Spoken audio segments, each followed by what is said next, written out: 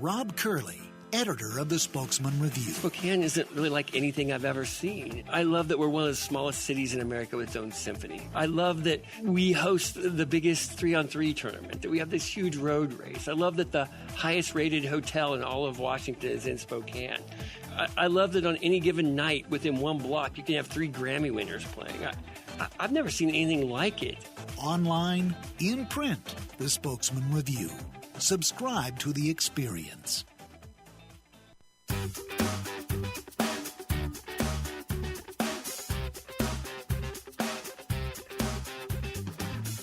Welcome to Let's Talk Spokane, where host Ryan McNeese seeks out and discusses the latest on a variety of hot local topics. Now, here's your host, Ryan McNeese. Welcome to Let's Talk Spokane, and I'm very fortunate to be here in the studio with both Molly Amber and Olivia Wattman, both Symposium editors of the Gonzaga Journal of International Law. Thank you both for being here. Thanks for having us. Yeah, thank you. You both have extremely busy schedules, of course, with law school and other endeavors, and obviously as the Symposium editors. Tell us about the organization and what you're doing and what's coming up. Okay, so the Gonzaga Journal of International Law is kind of like law review, but we focus specifically on international issues. And our job as symposium editors is to develop and host our annual symposium every year. And this year the topic is on global gender equality, and the title is Bridging the Gap. And the event runs all day on April 7th from 8:30 to 4:45. Okay, and is that kind of an all-call for anyone that wants to come? Do they RSVP? Yeah, so people can register online on our website at law.gonzaga.edu/gjill/symposium. It's free to attend for law students, $10 for community members, and $100 for lawyers to attend for CLE credit. That's fantastic, and I'm glad you got that information out there where people can find out in advance how they can participate with this. Tell us some of the speakers that are going to be there and really what some of the hot topics are going to be this year. So I personally think the most exciting part is our keynote speaker, Fawzia Koofi, who is Afghanistan's first female elected member of parliament. And she's been a really big figure in Afghanistan and kind of all over the world for women's rights. She was recently appointed to head the Human Rights Commission for the UN just recently. So that's also a really exciting development. And these are top-notch folks that are coming in. Yeah, and we also have a lot of other speakers who are excellent coming from all over the country with various backgrounds to be discussing these really important issues. Is it your job or your role as a symposium editor to find these folks and to reach out to them? Yeah, so one of our primary jobs as a symposium editor is one to develop the topic. So we both had freedom to choose what we wanted to focus on for this year, and we had the freedom as well to explore who we wanted to speak at the event, and we were able to contact a lot of really great people from all over the world, actually, which was really exciting. I was going to say, that has to be exciting on your part, that you're having the opportunity to engage with folks that you might not ordinarily engage with. And in this role for you, this title, if you will, gives you that chance. That's been pretty exciting? Yeah, it has been. We watched several Vice episodes and TED Talks and got some inspiration from different speakers. And it was really cool to network with them and chat with them a little bit, even those who weren't able to attend the symposium. It was cool to make that connection.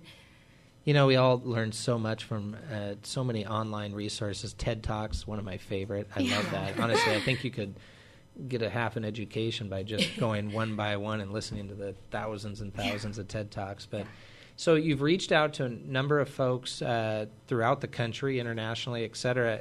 Have they had a pretty overwhelming interest in participating? I can't think of one person that didn't want to participate that we contacted. That's fantastic. Yeah, we were thrilled just to be reaching out to some of these people that we've grown to really admire, and especially after we researched a lot of their work and learned more about them, it was really exciting to have them tell us that they thought what we were doing was really cool, and wanting to engage in that even if they couldn't necessarily participate. Well, I think that's a testament to the reputation of not only yourselves, but Gonzaga Law School, Gonzaga University.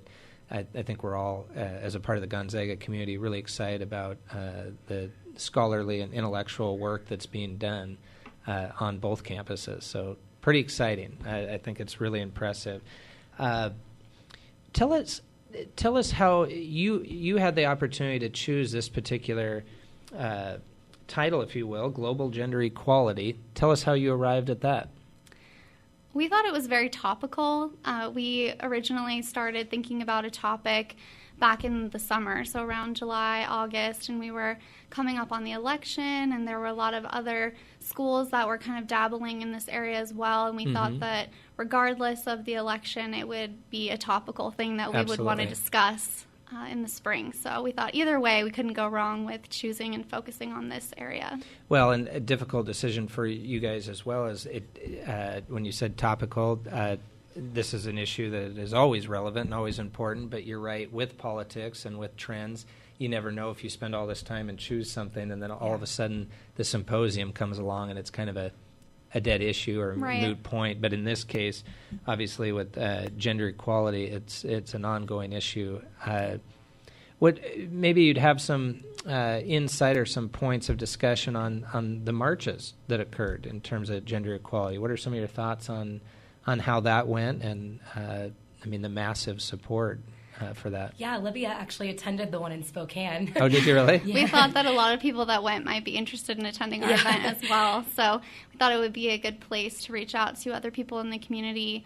But I was actually pleasantly surprised at how many people turned out for the Spokane March. It was really exciting. Yeah, for sure. Not only in Spokane, but obviously the ones that we all are hearing about, Washington, D.C., New York, internationally.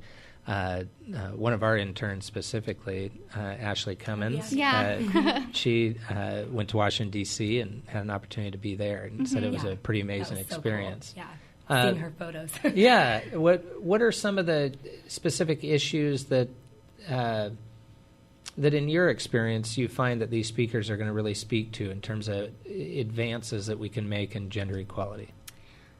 So the first thing that comes to mind for me, based on my personal experience, I volunteered as a CASA, which is the Court-Appointed Special Advocate for Abused and Neglected Children.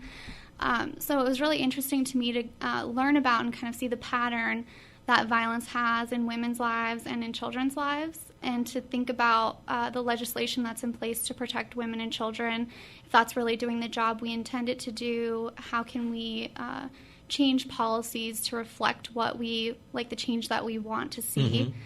And through our research, when we were looking up all of these speakers, we realized that it's not just policy and legislation relating to the conviction of violence against women. It's also so much a social aspect as well. So the education of women and also men, but primarily women, especially internationally.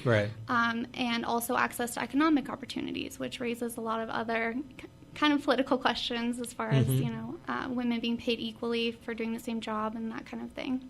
Well, I think you're obviously making very relevant points, and you're making a good point when legislatively it's always a balancing act in terms of, I think as you touched on, socially you have issues going on and oftentimes the law needs to catch up, so to speak. And I think that's what you're describing, that we're seeing many different issues, relevant issues, both here in our country but internationally, that are occurring that might have been different than whether it be 5 years ago, two decades ago, and legislation just hasn't caught up to accommodate those different issues. And I think that's what you're bringing to the forefront, that we really need to look legislatively at how to make this work for our current culture.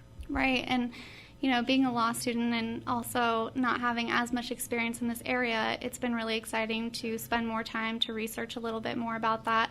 But I am really looking forward to hearing from the experts in this field talk about their experiences and kind of their ideas moving forward, which is what the symposium will be focusing on. Well, and I think that's where you guys have done such a good job to bring in folks from all different areas globally.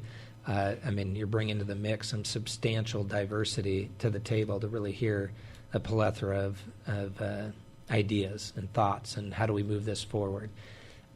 Tell us how you guys got to Gonzaga Law School. Tell us a little bit about your histories and what brought you to law school in general, let alone Gonzaga.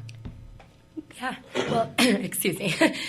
So I went to UW for undergrad, and At the beginning of college, I wasn't really sure what I wanted to do, what I wanted to study. There were so many different things that held my interest, but I decided to take a law, societies, and justice class, and it's very similar to political science, just a little bit more of sociology thrown in there, and I loved it. I ended up wanting to major in that right away after that class.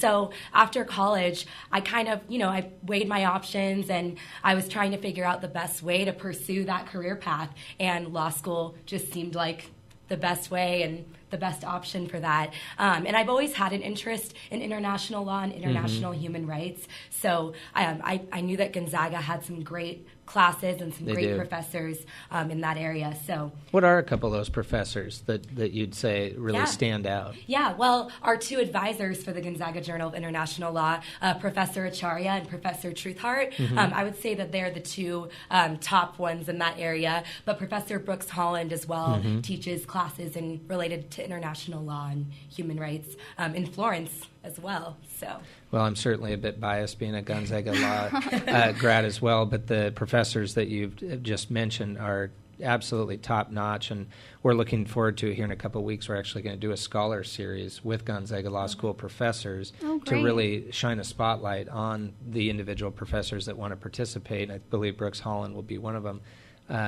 to really show what these folks are doing from a scholastic standpoint, publication standpoint, even beyond the classroom. They're doing a great job in the classroom, of course, but I think you guys have identified they're doing some amazing things from a scholar standpoint in individual areas. I think Molly, you just indicated also that you identified at UW that you were taking classes that really just allowed you to figure out that it's almost more of a calling. Yeah. Definitely. I would agree with that. Yeah, and you felt like you really sensed, hey, I think this is something that really fits my personality. Definitely. Yeah. Especially after taking more classes in that area. I took a few classes on women's rights and then human rights in various countries. Like one of the classes I took was human rights in Latin America. And they were just so fascinating, and it really drew me in, especially towards human rights. Well, I think if we're all honest with ourselves, you take a whole handful of different classes and you attempt to do the best you can, but it doesn't mean that you're necessarily all that interested. But immediately when it clicks, and you're like, no, I intellectually am very stimulated or satisfied by this dialogue, and so I certainly respect that. Let's take a short break and come right back and talk more about each of your histories of how you got to Gonzaga Law that led to you being involved in this awesome organization. Thank you both. All right, thank you.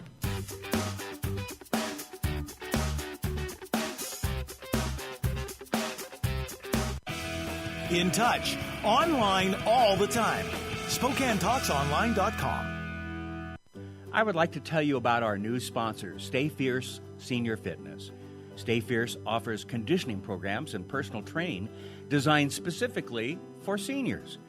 Owner and certified personal trainer Tim Brummett is himself 64 years old and has lost over 150 pounds in the last 3 years, so he knows how to work with seniors to get in shape. All workouts are in a private facility, not a big, busy gym. Just Tim and his clients. Visit StayFierceFitness.net to learn more. That's StayFierceFitness.net. Of course you can do it. Stay fierce. What's that, a newspaper? I didn't think people still read newspapers. Well, the Spokesman Review sure has a lot of readers. Yeah? Here, I'll show you. Let's play a little game. Okay. We're going on a cruise. Close your eyes and imagine a big cruise ship full of passengers out on the high seas. Big boat, high seas. I do love a cruise. How many people do you think are on the boat? The average cruise ship carries about 3,000 passengers. Okay, that's a lot of life vests, sure. Now imagine 100 cruise ships, 300,000 people. Yeah, that's a lot of people, but what does it all mean? That's how many people read the Spokesman Review every week. Really? Yeah. On average, 300,000 people read the Spokesman Review in print or online each week. If they all went on a cruise, they'd fill 100 cruise ships. 300,000 readers a week? That's amazing. I really had no idea. Most people don't. That's why we're running this ad. In print and online, the Spokesman Review delivers customers for your business. To help you be safe, Washington state law requires you to call 811 2 full business days before you plan, for example, to dig, drill, plow, pull from, or pound anything into the ground. Be prepared to provide the operator with the correct address, cross street, and the description of your work. You must mark the dig area with white paint. The operator will inform you of the utilities notified of your impending excavation. Wait for all their marks. Be safe and dig with care.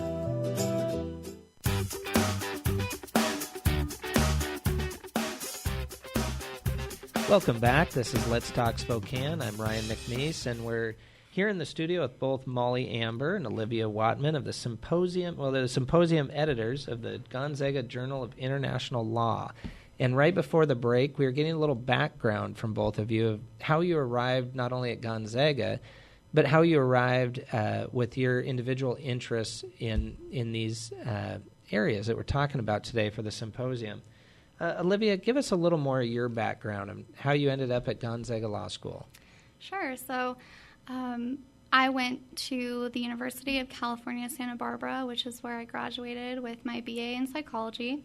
And when I was looking at different law schools, I knew that I wanted a law school where I would be able to connect with the faculty, because that was not an experience that I had had in college, really. Is it because it was a larger institution? It was huge, especially in the psychology department, which is a really impacted major. So I'd have classes that were full of, 250 to 300 students.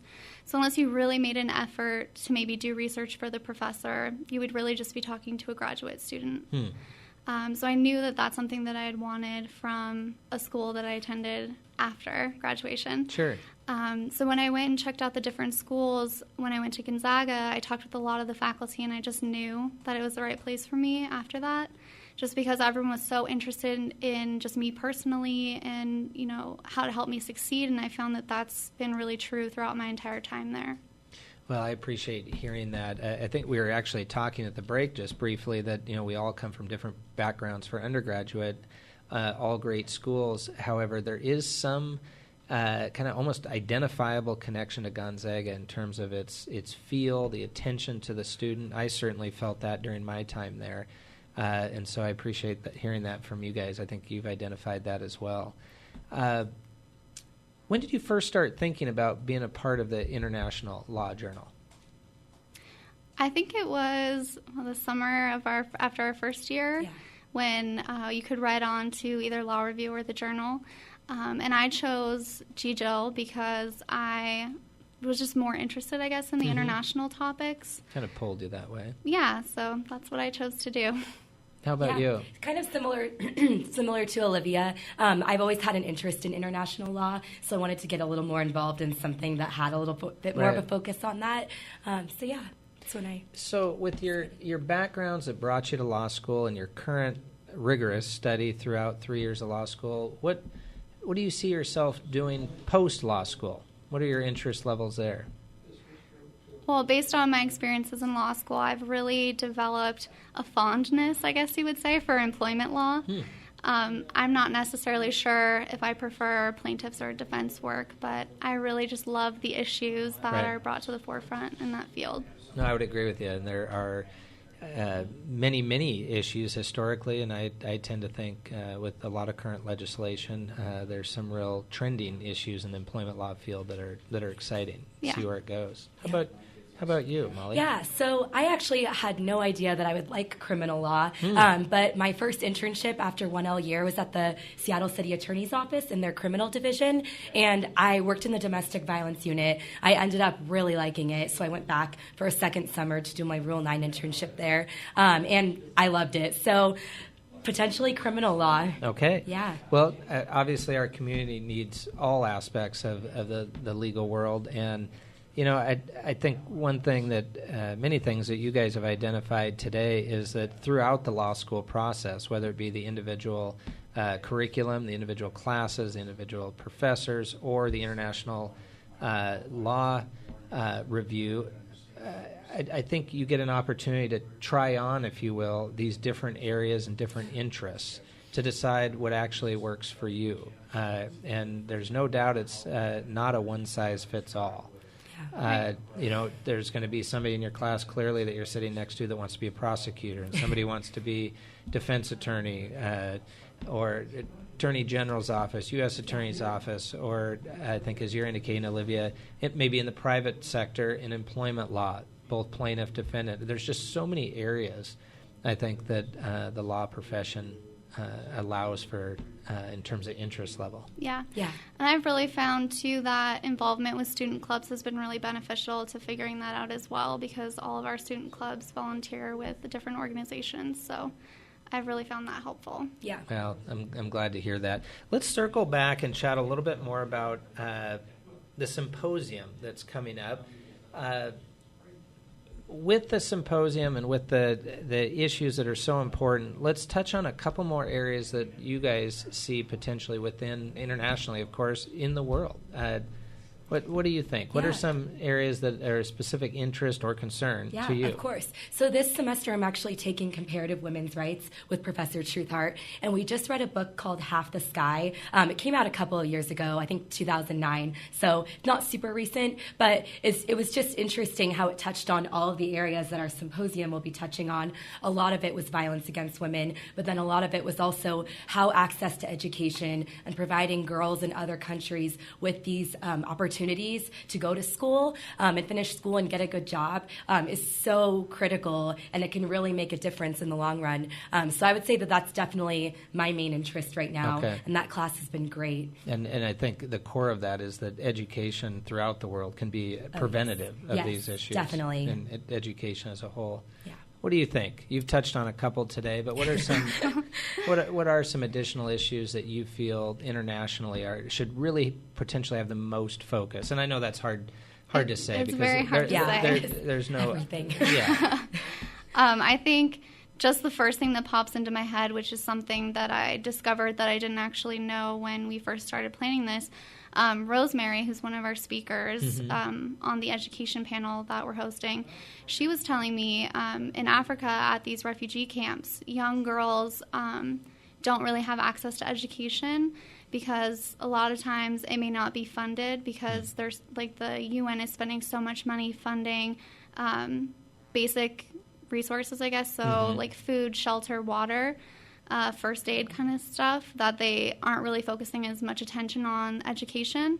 And even when education is funded, a lot of these girls are afraid to go because the schools are being bombed or attacked, or the girls are actually attacked on their way to school, which is something that I never really thought about. So it was interesting to hear her perspective coming from Africa and letting us know, because she had done some work with the UN as well. And that's something that I've really thought a lot about. Well, you just made a point there, Olivia, that as you said, you didn't think about, and I haven't thought about either, that you think education, you start drilling down into the specific variables of that, but we don't consider in war-torn areas, refugees, et cetera, that a major challenge might just flat be the safety of getting to the classroom, let alone specifically what's being taught or not taught in the classroom, but rather, can you get there safely?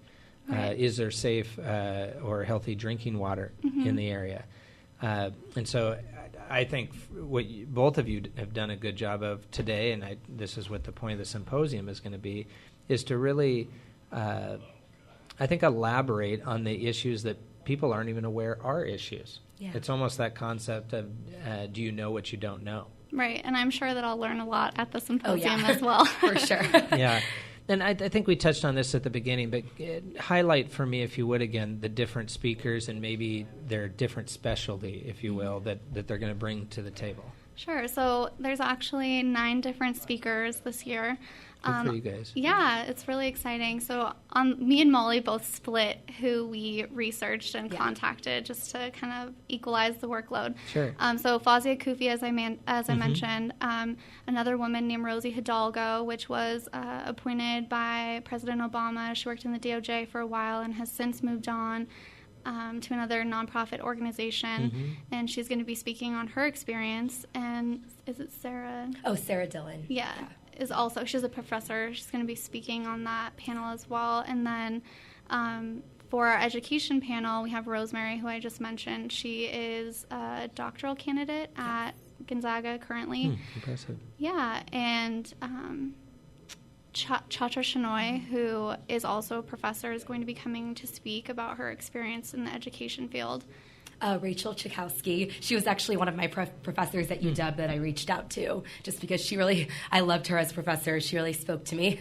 No, that's I think impressive. You learned a lot from her and really resonated. I'm excited to have her back. Yeah. And then the last panel is the Economic Opportunities panel, which is going to be featuring one of our co-students, classmates. One of their mothers is coming to speak, and she has a lot of really great experience, Margaret Holm. And then I'm trying to... Erica Sussman. Erica Sussman is coming from the CSAJ, and she focuses specifically on economic justice for women who are survivors of intimate partner violence. Mm-hmm. And then we also have a professor from India coming who specializes in gender studies, so that'll be cool as well. But she's flying in from India. He is flying in, That is, again, we talked about this at the beginning, but it's so impressive through your jobs as the editors that you've had the opportunity to reach out to these folks, but that you've had success in bringing that substantial a group to Gonzaga Law. Yeah, we're very excited that they've all been willing to come and speak on these topics. Mm-hmm. We're thrilled. Well, I not only have you identified as important, I think the country and globally we're starting to identify what a real issue and important critical issues, gender equality issues are. And it goes without saying throughout the marches, it can be pretty clearly identified that folks are ready to see it recognized. Yeah, definitely. Are you guys ready to be towards a conclusion of law school? Oh, yes. That's an understatement. Very ready. Very ready. Not ready for the bar exam, but you will ready be. For graduation. You will be. My advice on the bar would be just follow what Barbary and or the other organizations. My theory was, they're paid to tell you how to do it because they've done it before and their success rates are great. So I think if you do what they tell you to do historically, that'll work out for you. So... Well, really appreciate you both coming into the studio today. Critical issues. Tell us one more time where folks can find out information to come to the symposium. To find out more information, you can go onto our website at law.gonzaga.edu/GJIL, which is GJIL/symposium. And you can find a place to register there and some more information on our speakers. Well, Molly and Olivia, thank you for joining me. Yeah, thank you. Best of luck at the symposium, but also best of luck studying for the bar and your future careers. Appreciate your impressive individuals. Thank you.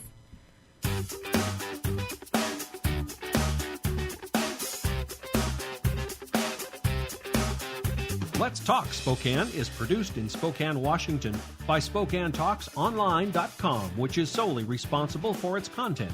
Ask us a question, recommend a guest, and hear this program again online anytime at SpokaneTalksOnline.com. Thanks for listening. Kids learn about money from their parents. They know whether you tend to save up for fun purchases or pull out the credit card when temptation strikes. Since they're learning from you, talk to your kids about using their money wisely. Start by admitting your own mistakes, talking about your family budget, and discussing the importance of sharing some of your money with causes that are important to you. There are gentle ways to help them become wise stewards of their own money. To learn more, go to stcumoney.org. Every Friday in the Spokesman Review and 24/7 on the web and your mobile. What to do, where to go, 24/7. Spokane7.com. Powered by the Spokesman Review.